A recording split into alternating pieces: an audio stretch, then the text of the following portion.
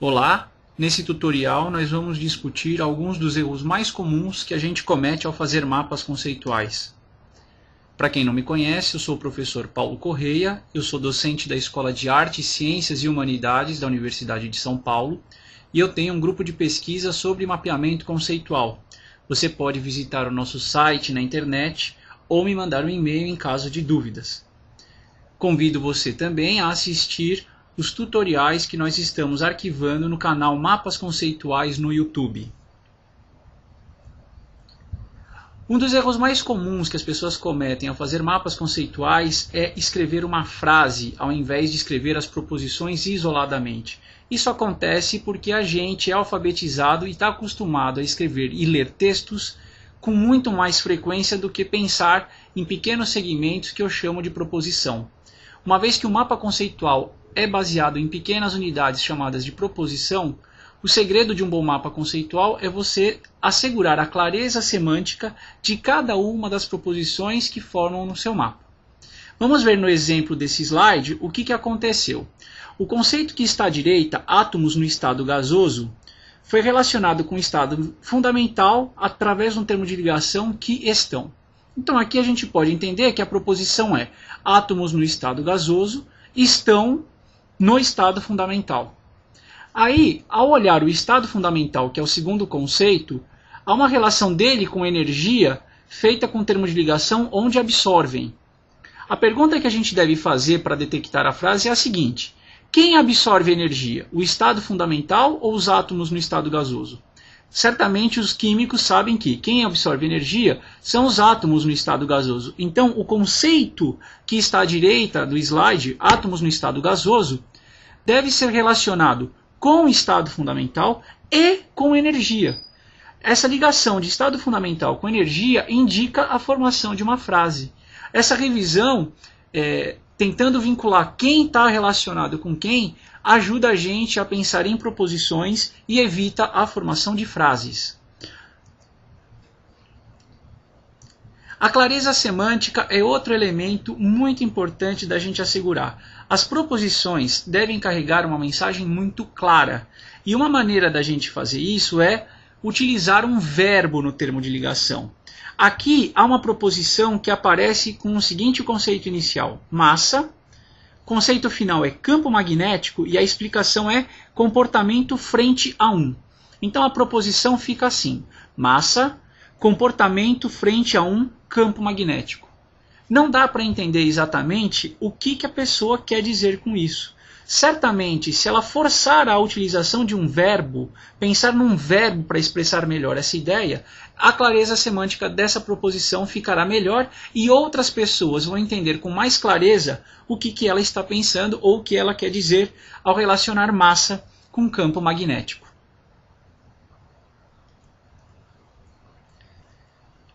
Um erro também que é bastante comum, uma vez que a gente faz um mapa conceitual e os pensamentos vêm numa velocidade muito rápida, muito grande na nossa cabeça, é a questão de concordância entre o sujeito, que geralmente é o conceito inicial, e o verbo que aparece no termo de ligação. Então, uma rápida checagem depois de terminar o mapa permite detectar erros desse tipo.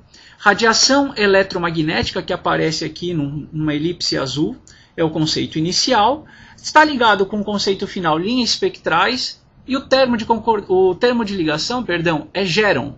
Então a proposição ficaria: radiação eletromagnética geram linhas espectrais.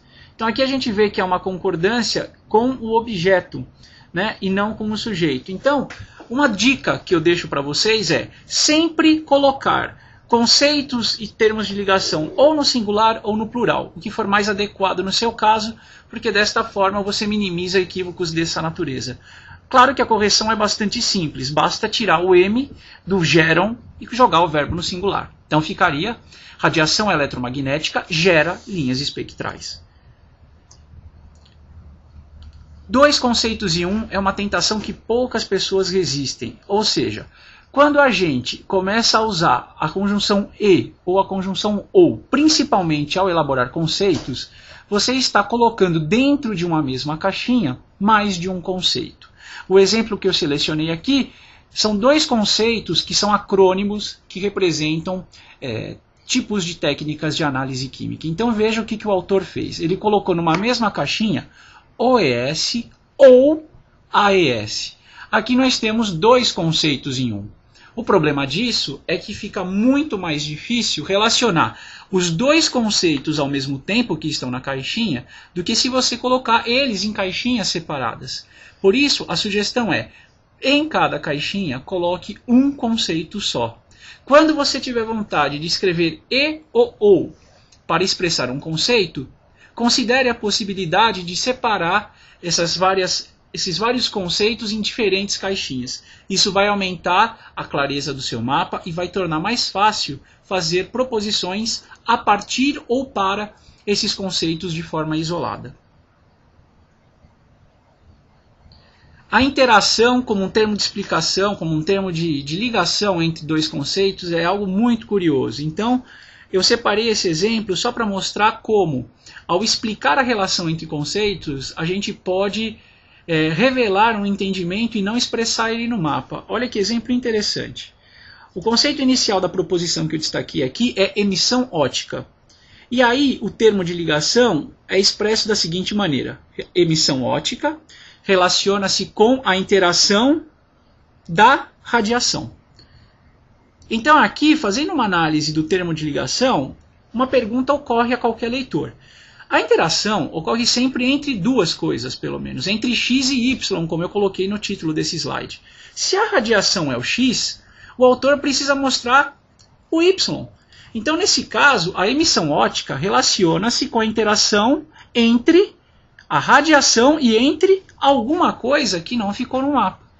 A análise de um termo de ligação pode nos levar sozinhos a rever e a melhorar os nossos mapas conceituais. Então, quando eu utilizo interação numa explicação, num termo de ligação entre conceitos, eu tenho que me forçar a colocar quais são os elementos que estão interagindo com a emissão óptica, que nesse caso é o conceito inicial.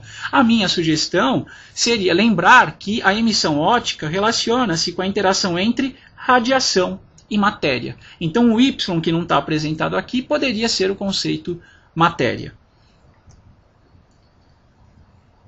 Conceitos não precisam aparecer repetidos nos termos de ligação. Então também numa revisão final, após a elaboração do mapa, você pode evitar coisas desse tipo. O conceito absorção, que aparece na elipse azul, e a palavra absorção, que aparece na proposição, que sai até do conceito absorção. Então nós teríamos, a rigor, uma proposição que seria absorção mede a absorção de radiação eletromagnética. Então aqui é uma redundância que não é desejável. Então se absorção é um conceito, o termo de ligação não precisa utilizar esse conceito para explicar a relação. Então você tem que buscar uma outra forma de expressar a relação entre absorção e radiação eletromagnética. Pense em verbos, que isso sempre vai ajudar a encontrar uma solução que potencializa a clareza semântica da sua proposição.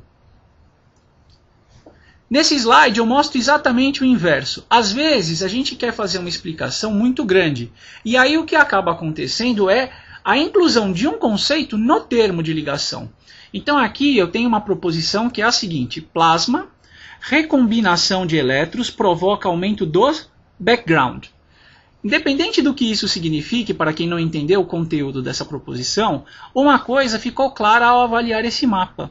Recombinação de elétrons é um conceito.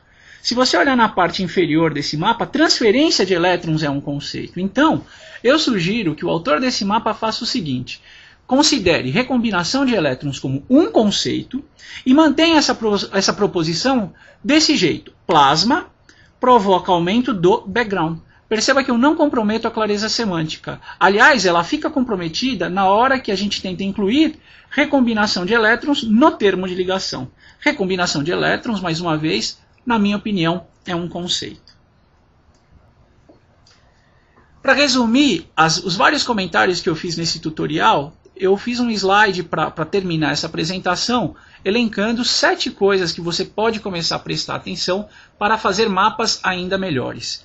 Primeiro, evite a formação de frases. Segundo, garanta a clareza semântica das suas proposições. A gente já tem no nosso canal do YouTube um tutorial sobre o uso da tabela de clareza proposicional, que foi desenvolvido em parceria com o professor Carlos Eduardo Camargo de Godoy, e ela serve somente para que o autor do mapa consiga checar sozinho a clareza das suas proposições. Então eu convido você, evidentemente, a assistir esse tutorial e ver como é que você pode usar a tabela de clareza proposicional para tirar benefício dela ao fazer seus mapas conceituais. O terceiro ponto seria manter a concordância entre sujeito e verbo, então coloque sujeitos e verbos no seu mapa ou no singular ou no plural, e isso vai facilitar muito essa verificação. O quarto item é evitar dois conceitos em uma caixinha, então cuidado com as conjunções e ou, principalmente na hora de expressar os seus conceitos. 5. Se você põe num termo de ligação que os conceitos interagem, você precisa destacar quem é que está interagindo. Então, o uso de uma expressão interage no termo de ligação sugere que você vai apresentar mais de um conceito, porque a interação acontece pelo menos entre duas coisas. O item número 6 é que o conceito não pode aparecer no termo de ligação. Então, se você fizer uma lista de conceitos antes de começar o seu mapa conceitual, você já está selecionando as palavras ou as expressões que não devem aparecer como termo de ligação. E por fim, no item número 7, ao escrever termos de ligações muito compridos, cuidado, preste atenção e tente detectar se não há conceitos no termo de ligação. Se houver, passe isso para uma caixinha e simplifique o seu termo de ligação. E com isso eu termino mais esse tutorial agradecendo a sua atenção e espero reencontrá-lo numa próxima oportunidade. Um abraço e até lá!